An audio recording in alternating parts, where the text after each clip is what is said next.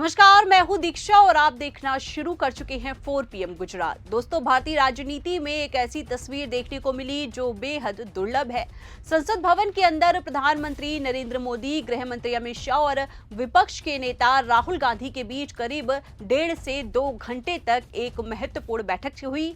ये मुलाकात बंद कमरे में हुई और इसने पूरे राजनीतिक गलियारों में हलचल मचा दी। हर कोई ये जानना चाहता है कि सत्ता पक्ष और विपक्ष के इन 3 बड़े नेताओं के बीच इतनी लंबी बातचीत किस मुद्दे पर हुई और इसके क्या राजनीतिक मायने हो सकते हैं। इस बैठक का मुख्य उद्देश्य केंद्रीय सूचना आयोग और केंद्रीय सतर्कता आयोग में खाली पड़े महत्वपूर्ण पदों को भरना था।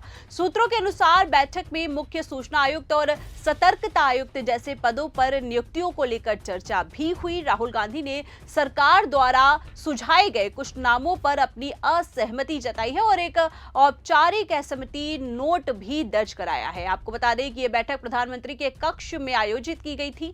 बैठक की अध्यक्षता खुद प्रधानमंत्री नरेंद्र मोदी ने की, जिसमें गृह मंत्री अमित शाह भी मौजूद थे।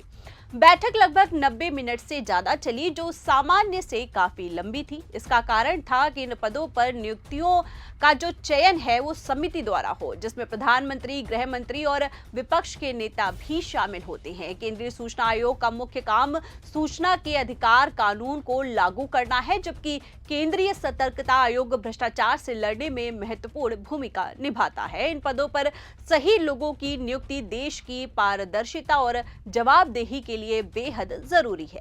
राहुल गांधी ने बैठक में कहा कि सरकार के प्रस्तावित नामों में विविधता की कमी है और कुछ नामों पर सवाल भी हैं, और उन्होंने लिखित रूप से अपना विरोध भी दर्ज कराया, जो एक सामान्य प्रक्रिया है, लेकिन ये राजनीतिक तनाव को भी दर्शाता है। वहीं इस बैठक के बाद राजनीतिक चर्चाएं तेज हो गई हैं। कुछ राजनीतिक जानकारों का मानना है कि यह मुलाकात सत्ता और विपक्ष के बीच सहयोग की एक मिसाल हो सकती है, लेकिन राहुल गांधी के असहमति नोट से साफ है कि मतभेद अभी भी बने हुए हैं। कांग्रेस पार्टी के सूत्रों ने कहा कि राहुल गांधी ने इन नियुक्तियों में पारदर्शिता और योग्यता पर जोर दिया है। वहीं सरकार के सूत्रों ने राहुल गांधी के दावों को गलत बताया है और कहा है कि नियुक्तियों में सभी वर्गों का प्रतिनिधित्व है। उदाहरण के तौर पर सूत्रों ने बताया कि CIC में हाल ही की नियुक्तियों में विभिन्न पृष्ठभूमि के लोग शामिल हैं। ये विवाद दिखाता है कि संवैधानिक संस्थाओं में नियुक्तियां कितनी संवेदनशील होती हैं। आपको बता दें कि इस बैठक के साथ ही राहुल गांधी के आगामी बर्लिन दौरे के राजनीतिक माहौल को और गर्म कर दिया है। संसद के शीतकालीन सत्र के बीच राहुल गांधी का जर्मनी जाना भाजपा के लिए हमले का मौका बन गया। वहीं आपको बता दें कि सोशल मीडिया पर उन्होंने लिखा कि संसद सत्र 19 दिसंबर तक चलेगा, लेकिन राहुल 15 से 20 दिसंबर तक बर्लिन में रहेंगे।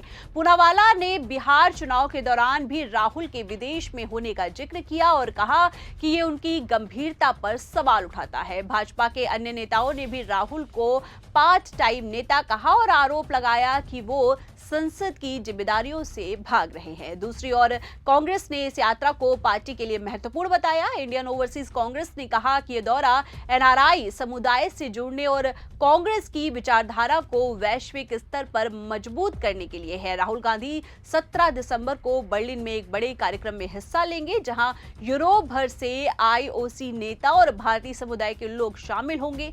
IOC ऑस्ट्रिया के अध्यक्ष औसाफ खान ने कहा कि सैम पित्रोदा और डॉक्टर आरती कृष्ण जैसे वरिष्ठ नेताओं की मौजूदगी में राहुल का स्वागत करना सम्मान की बात है। कांग्रेस महासचिव प्रियंका गांधी ने भाजपा के हमलों का जवाब देते हुए कहा कि प्रधानमंत्री मोदी खुद आधा समय विदेशों में बिताते हैं और उन्होंने कहा कि जब भाजपा के पास राहुल के सवालों का जवाब नहीं होता तो वे भ्रम फैलाते हैं।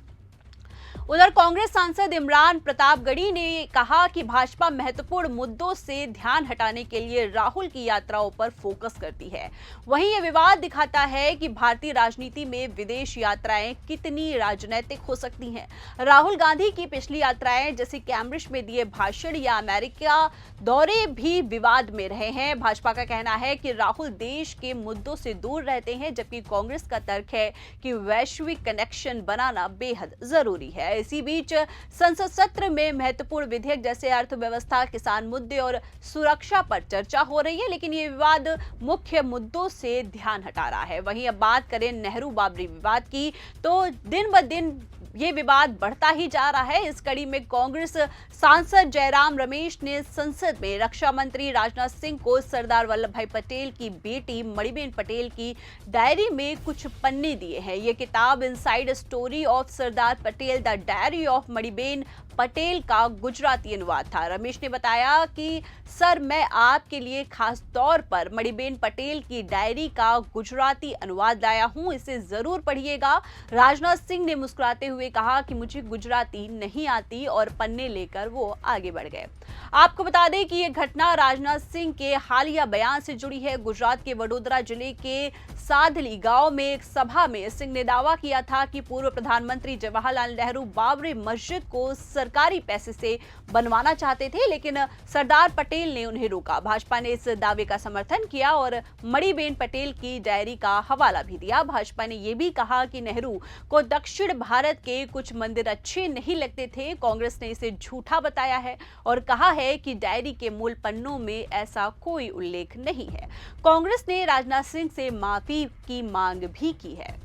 वहीं आपको बता दें कि यह विवाद बाबरी मस्जिद राम जन्मभूमि मुद्दे से जुड़ा है, जो दशकों से राजनीति का केंद्र रहा है। 1992 में मस्जिद गिराई गई थी और 2019 में सुप्रीम कोर्ट ने राम मंदिर के पक्ष में फैसला दिया था। अब भाजपा नेहरू को निशाना बनाकर कांग्रेस को घेर रही है, जबकि कांग्रेस पटेल की डायरी से क्लेम को गलत साबित करने की कोशिश कर रही है। जानकारों का कहना है कि यह विवाद 2026 के चुनावों से पहले राजनीतिक लाभ के लिए जरूरी है।